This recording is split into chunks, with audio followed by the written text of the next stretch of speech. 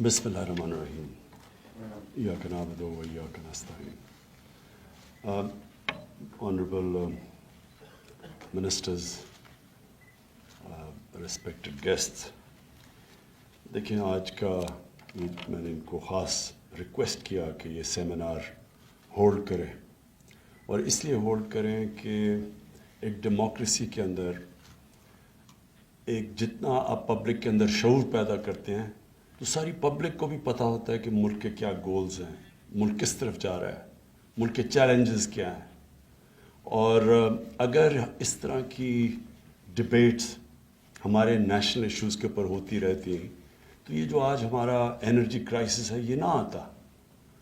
اگر ہم بہت پہلے 40 سال پہلے سوچنا شروع کرتے ہیں کہ ہماری جو ہائیڈرو الیکٹریسٹی جو اتنی سستی ہمیں بجلی مل رہی تھی، یہ آگے جا کے پاکستان کا کیا انرجی مکس ہونا چاہیے، کس فیول کے اوپر ہمیں بجلی بنانی چاہیے، تو اگر یہ مسلسل ڈیبیٹس ہوتی تو ہم بہت پہلے وہ فیصلے کر لیتے جو جن فیصلوں کی وجہ سے آج ہماری انڈسٹری مشکل میں نہ ہوتی، ہمارے لوگوں کے اوپر ہم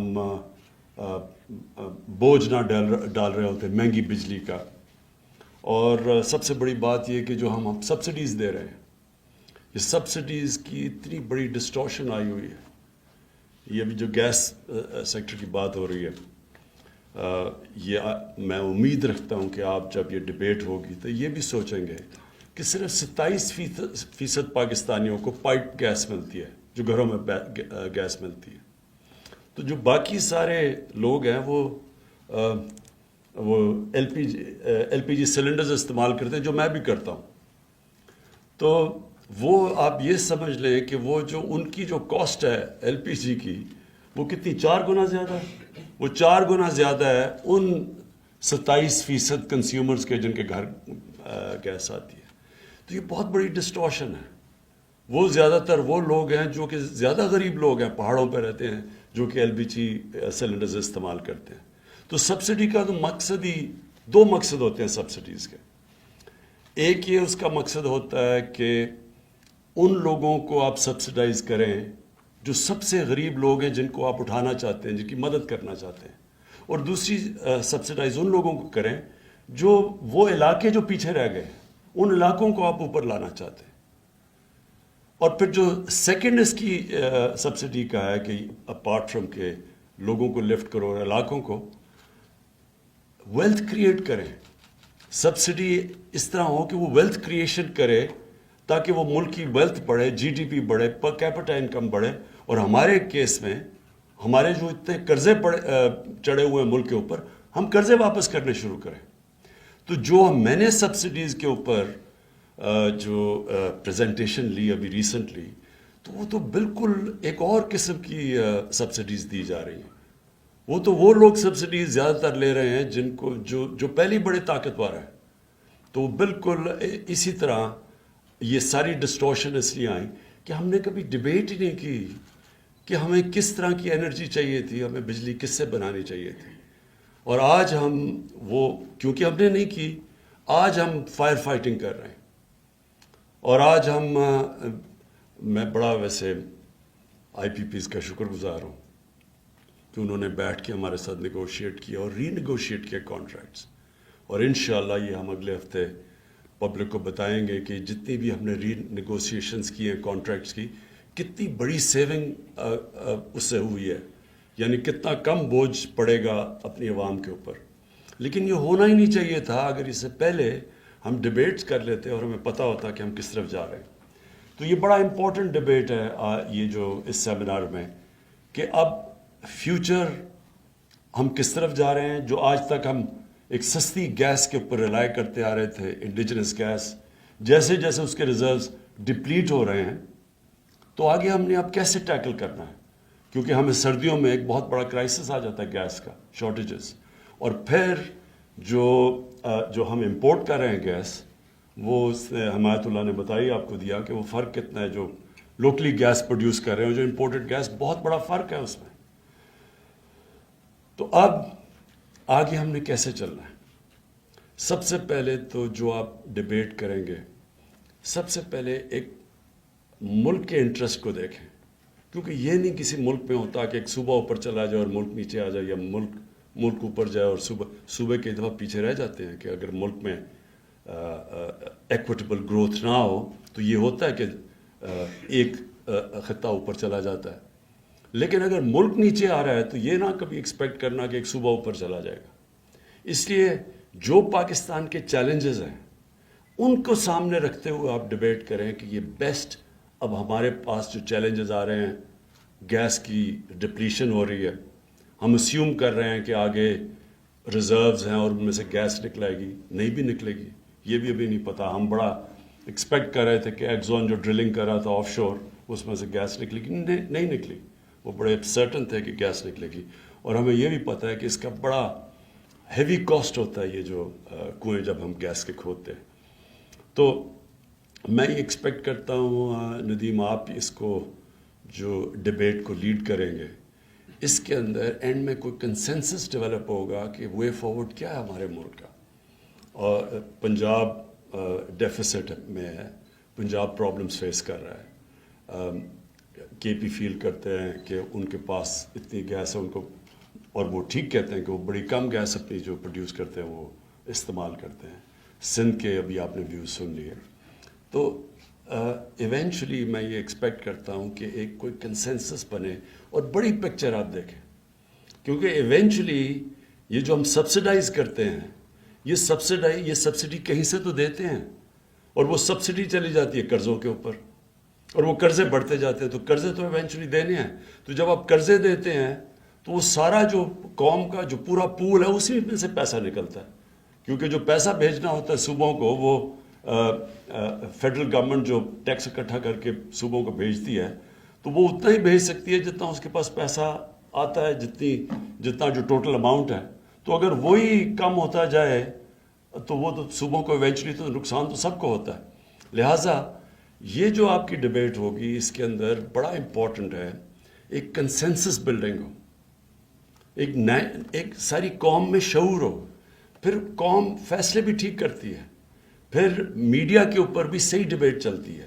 جب ہم ڈیبیٹ کرتے ہی نہیں ہیں تو میڈیا جو اس کو انفارمیشن ملتی ہے وہ اس کو استعمال کرتا ہے. تو ملک میں بجائے کنسنسس بلڈنگ کے ڈویژنز پیدا ہو جاتی ہیں. صوبے سمجھتے ہیں ہمارے سے ظلم ہو رہا ہے، اور وہ ملک بجائے یونائٹ ہونے کے ٹو فیس کرائسز، وہ ملک ڈیوائیڈ ہونا شروع ہو جاتا ہے. میں یہ وش کرتا ہوں کہ ہماری ملک میں بڑے بڑے ایشوز کے اوپر ہمیشہ نیشنل ڈیبیٹس ہو تاکہ کنسنسس بلڈنگ ہو. جب میں چائنا گیا تو میں بڑا انٹرسٹڈ تھا کہ چائنا کی جو یہ فینومینل گروتھ ہے اس کے پیچھے کیا کامیابی کے اوپر انہوں نے کیا کیا کہ یہ کوئی ہیومن ہسٹری میں اتنی ریپڈ پروگریس کسی کی نہیں ہوئی. تو جو بھی میں نے اور لوگ کہتے ہیں کہ جی ڈیموکریسی کی جو سب سے بڑی طاقت وہ یہ ہے کہ وہ کنسنسس بلڈنگ ہوتی ہے، ڈیبیٹس ہوتی ہیں، ایک ملک فیصلہ کرتا ہے کہ یہ ہمارے نیشنل انٹرسٹ ہیں اور وہ اس کے اوپر کنسنسس ہوتا ہے. ابھی ہم نے دیکھا انگلینڈ کے اندر بریکسٹ کے اوپر جس طرح کی ڈیبیٹس ہوئیں، گورنمنٹ گری، جس لیول کی وہ ڈیبیٹس ہوئیں، اور ایونچولی انہوں نے ابھی بھی وہ، اور بڑا کمپلیکس ایشو ہے کیونکہ قوم آدھی ڈیوائیڈڈ ہوئی ہے، بیچ میں آدھے اس طرف ہے آدھے اس طرف ہے. تو اس کے بیچ میں بھی ڈیموکریسی کی خوبصورتی نظر آئی. تو چائنا کے اندر تو الیکٹرل پالیٹکس نہیں ہے، لیکن جب ہم نے کمیونسٹ پارٹی کا اسٹڈی کیا تو ان کے اندر بڑی ایلیبریٹ ڈسکشنز ہوتی ہیں، ان کی پارٹی کے اندر ڈیبیٹس ہوتی ہیں. تو ان کا ایک بڑا سسٹم ہے کہ وہ بھی ایک کنسنسس بلڈنگ کرتے ہیں. ان کی جو سب سے بڑی کوالٹی، دو سب سے بڑی کوالٹیز یہ ہیں. ایک کہ وہ میریٹوکریسی کا بہت زبردست سسٹم ہے. وہ ساری جو کمیونسٹ پارٹی کا سسٹم ہے وہ میرٹ کو اوپر لے کے آتے ہیں. ان کے جو آپ لیڈرشپ دیکھیں، ان کی اسٹڈی کریں پروفائلز، تو یہ بڑی ایک ریگرس ایک سسٹم کے تحت اوپر پہنچے ہیں. ان کی آپ دیکھیں کدھر سے شروع ہوئے تھے، چھوٹے چھوٹے کینٹونز میں کام کرتے کرتے کرتے یہ جو ان کے لیڈرز ہیں پریمیئر لی اور جو پریزیڈنٹ شی ہیں، ان کی بہت سٹرگل سے اوپر آئے. اسی طرح ان کی جو سسٹم ہے کمیونسٹ پارٹی کا، وہ ایک بڑے سوچ سمجھ کے میرٹ کو اوپر لے کے آتا ہے. دوسری چیز ان کی بڑی زبردست لانگ ٹرم پلاننگ ہے. 20 سال کی پلاننگ ہو رہی ہوتی ہے ان کی. اور یہ سب سے امپورٹنٹ چیز ہے کہ ایک قوم اپنی لانگ ٹرم پلاننگ کرے. جب آپ لانگ ٹرم پلاننگ کرتے ہیں تو آپ اس طرح کی سچویشن میں نہیں آتے جدھر آج پاکستان پھنسا ہوا. بڑا ہائیڈرو پوٹینشل ہے اور ہم نے اتنی دیر تک سستی ہائیڈرو الیکٹریسٹی کے اوپر ملک کو چلایا تو ایک دم کرائسس میں آ گئے کیونکہ کسی نے آگے نہیں سوچا کہ ہمیں اور اپنا ہائیڈرو پوٹینشل پاکستان کا تو بہت ہے اور اس کے اوپر کوئی کسی نے نہیں سوچا. انفارچونیٹلی بیکاز یہ جو ہمارا سسٹم ہم الیکشن کے لیے پلاننگ کرتے ہیں کہ الیکشن سے پہلے کوئی ایسی چیز ہو جو ہم دکھا کے تو الیکشن میں اس کو کیش ان کریں. تو ہائیڈرو پروجیکٹ تو لمبی جسٹیشن کے ہوتے ہیں اس لیے وہ بنے نہیں.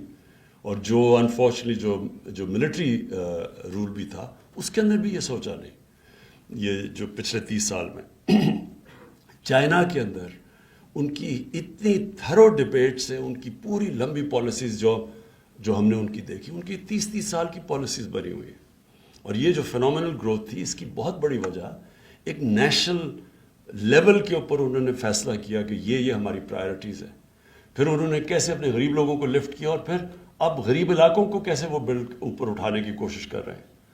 سو ہمارے لیے یہ ڈبیٹ اس لیے امپورٹنٹ ہے کہ یہ گیس کا جو یہ سچویشن ہے یہ جو میں نے دیکھی ہے میں اس لیے الارمڈ ہوں کیونکہ مجھے نظر آ رہا ہے اس سردیاں میں ہمیں پرابلم آنا ہے لیکن اگلی سردیاں اس سے بہت بڑا پرابلم آنے والا ہے.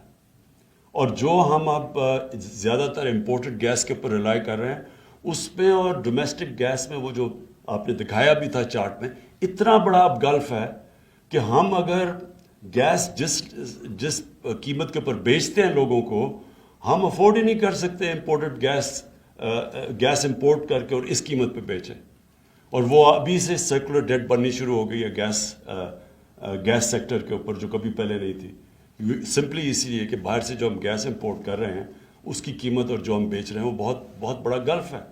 جو ہمارا سرکولر ڈیٹ بجلی میں بھی کیوں ہے کیونکہ جو ہم نے جنریشن کے کانٹریکٹ سائن کیے ہوئے ہیں اور جس پرائس کے اوپر ہم بجلی بیچ رہے ہیں آن این ایوریج 17 روپے یونٹ کے اوپر ہم بجلی پروڈیوس کر رہے ہیں اور 14 روپے یونٹ کے اوپر ہم بجلی بیچ رہے ہیں. تو وہ جو 3 روپے یونٹ جا رہا ہے وہ سارا سرکولر ڈیٹ کے اوپر جا رہا ہے. اسی طرح اب گیس کی سرکولر ڈیٹ بڑھ رہی ہے. تو اس لیے یہ بڑا امپورٹنٹ ہے کہ آپ کا سیمینار یہ ڈبیٹ میں یہ امید رکھتا ہوں کہ اس کے بعد ایک کنسنسس بنے گا. ابھی تو ہم نے اوپننگ میں تو ہم نے سنا کہ کے پی نے اپنے انٹرسٹ کی بات کی اور ان کو کرنا چاہیے. سندھ نے اپنے انٹرسٹ کو پروٹیکٹ کیا ان کو بھی کرنا چاہیے لیکن ایونچولی ایک نیشنل انٹرسٹ بھی ہے کیونکہ ایونچولی جو نیشنل انٹرسٹ ہے وہ اگر آپ پروٹیکٹ نہیں کریں گے تو پروونشل انٹرسٹ بھی پھنس جائیں گے بیچ میں. اور وہ میں نے آپ کو بتا ہی دیا کہ جب آپ کے پاس جو پیسہ فیڈرل گورنمنٹ نے بانٹنا ہے صوبوں کے اندر اگر وہی کم ہوتا جائے کیونکہ ہم نے سبسڈیز کی وجہ سے وہ اس کا اماؤنٹ ہی کم ہوتا جائے تو ایونچولی تو سارا ملک سفر کرے گا. میں یہ امید رکھتا ہوں کہ ندیم آپ اور آپ سب بیٹھ کے آئی ہوپ کہ جب سیمینار کنکلوڈ ہوگا تو نیشن کے سامنے آپ کو پریزنٹ کریں گے کسی قسم کا ایک پروگرام جو ایک روڈ میپ دے گا لوگوں کو کہ ہم نے اب اس میں سے نکلنا کیسے. شکریہ جی.